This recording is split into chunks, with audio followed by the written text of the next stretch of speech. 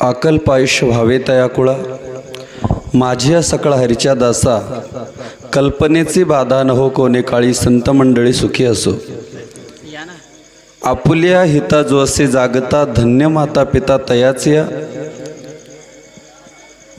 या ठिकाणी आमचे परमस्नेही आदरणीय महाराष्ट्रातील नामवंत युवा कीर्तनकार, संगीत विशारद, गायनाचार्य, शहरीभक्तपरायण रामदासजी महाराज ढमाले आपल्या गावातील वैभव आहे आणि महाराजांचे चिरंजीव, त्यांचा आज अभिष्टचिंतन सोहळा आहे.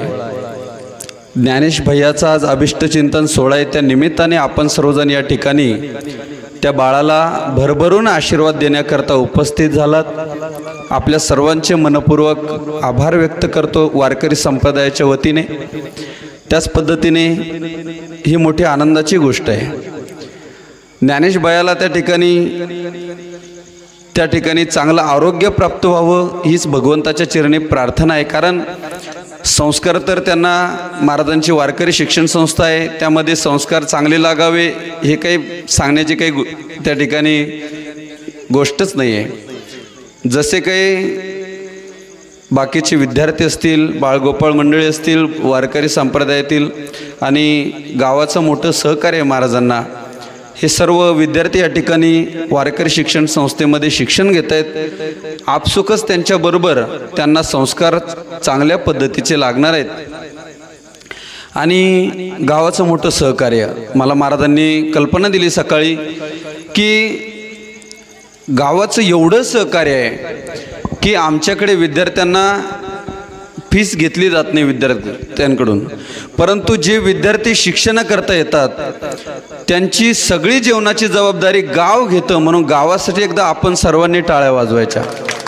आपलं स्वागत आपणच करायचं. कारण अनेक लोक त्या ठिकाणी, तुम्ही बघा, संप्रदाय अनेक आहे, धर्म अनेक आहे या जगामध्ये, हिंदू असेल, मुस्लिम असेल, अनेक लोक. परंतु जर आपण परकीयांचा विचार केला तर त्यांच्यामध्ये जर एखादा व्यक्ती जर मागे पडायला लागला तर ते लोक त्याला सहकार्य करतात, त्याला पुढे करतात.